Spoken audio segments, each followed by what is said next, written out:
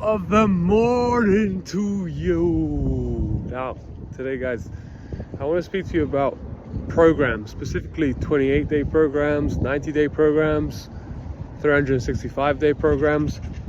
The reason why these work is because you set out a long-term vision by the end of the program. Let's say it's your goal, and now you insight what are the components of that goal, what makes up that goal, who do you need to be in order to deliver that, what are the demands, what are the components, so that you can then focus on the day-to-day process.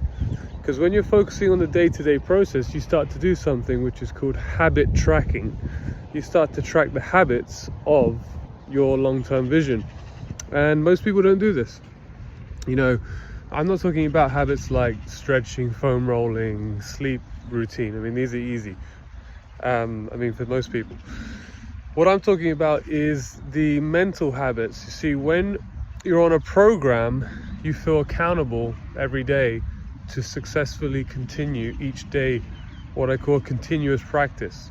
And why is that important? Because you have new neural pathways that are trying to connect with each other. And every time that you stop, for example, if you stop believing, you know, if you're getting frustrated and you're lingering in frustration, you're now operating from a new neural pathway. So the momentum you had from before is cancelled temporarily, like a building construction. You've stopped building and now you're building in a different direction. And what this causes is lots of delays. Okay, and this is why a day-to-day process and habit tracking is vitally important, because if we actually come down to it, I'd be surprised with how many of you are actually continuously operating from a congruent place mentally 28 days in a row, 7 days in a row without fail. In reality, if we do get a moment of like a little wobble and then we end up lingering there, it actually takes us about 1 to 3 days to start back the momentum again for our, our neural synapses to start connecting with each other and building that path and start the construction again. And yes, so it's the same, when you're on a tennis court, when you feel a certain level of frustration, but you don't linger there. You see, that's the key. When you allow yourself to feel something, but you don't react and respond and start to become the person who is in frustration. You have tools, or you have mindsets, or you have strategies, or you have your vision as your North Star or even if you have a program that you're following, you're like, right, for the next 28 days, I'm not supposed to respond from that place. I'm just supposed to feel it and move on and come back to my goal. So this is all really interesting because our minds are mechanistic and algorithmic, meaning there is an order to things. There is a way that nature operates. It takes 9 months to have a baby. It takes 70 days to grow a carrot out the ground. These are the algorithmic and mechanistic laws of the nature, and there's laws to your mind. When you get on track with those laws, life becomes a lot more easier. It's already challenging to go from where you are now to become the thing that you want to experience in your mind in reality. That's already a challenge. There's no need to make it harder. So when we get on board with these, mechanisms, there is a mechanism in your mind which pursues what you believe to be true.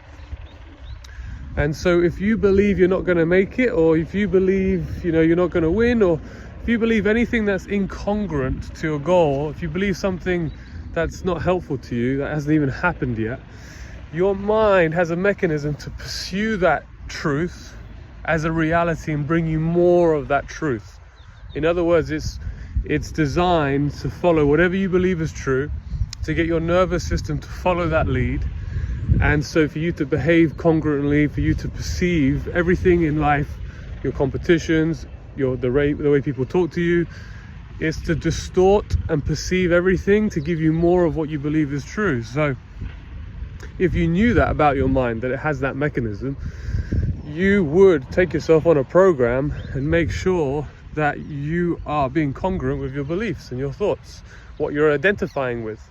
There's lots of thoughts. They fly over your head. They're like clouds, but the ones that you identify with, that's your choice. And that's also your conditioning. If you have a pattern of associating with certain thoughts, that's called conditioning. You've just been conditioned to go there every time and keep going to that avenue.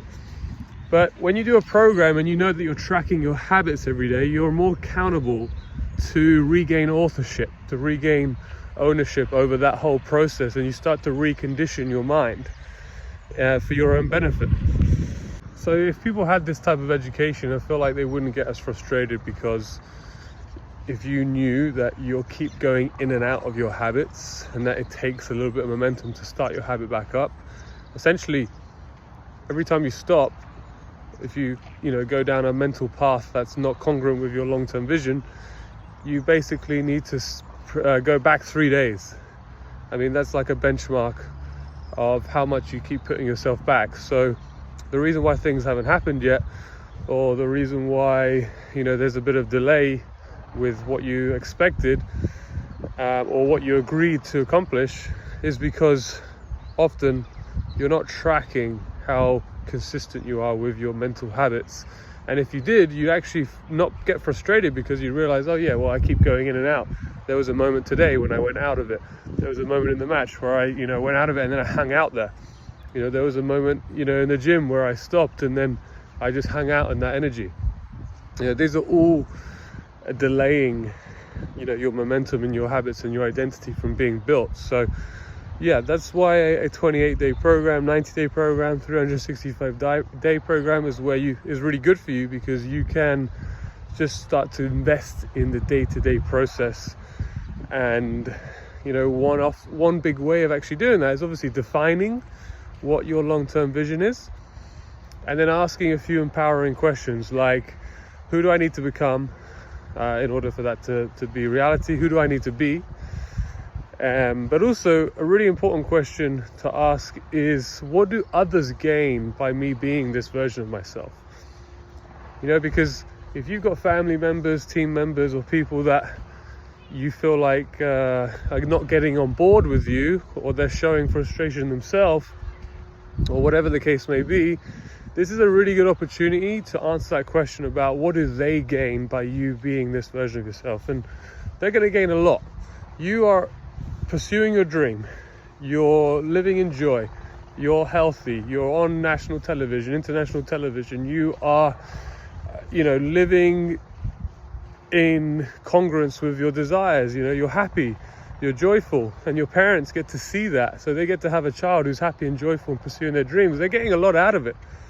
They get to travel the world, they get to talk about you, they're getting a lot out of it. So if they're giving you any stick, tell them, hey, me living this life is helping you. What do you want me to do? Not pursue my dreams and sit down and, just work a normal job and then be like, okay, there you go.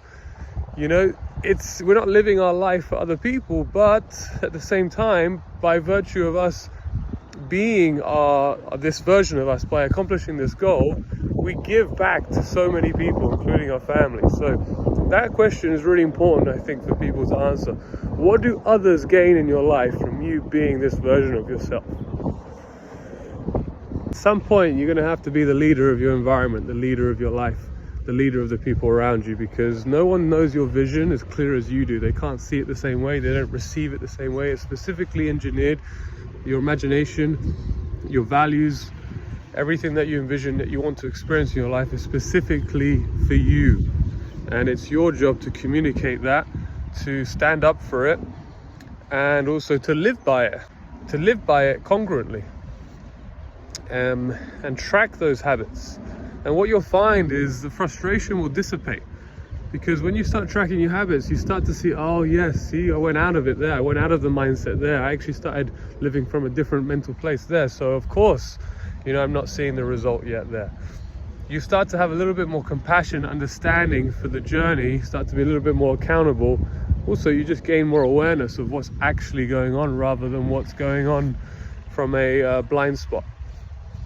So I hope this helps you guys, and ask those empowering questions. Maybe if this invites you to get on a program where you're tracking your mental habits. And again, there's nothing wrong with feeling. Feeling is a good thing. What we want to understand is the distinguishment between feeling and then reacting from the feeling, or hanging out in the feeling, or identifying with the feeling as someone as who we are. They just need to pass, that's all. We have to be able to get back on track after we felt those emotions, get back to what we're actually here to do.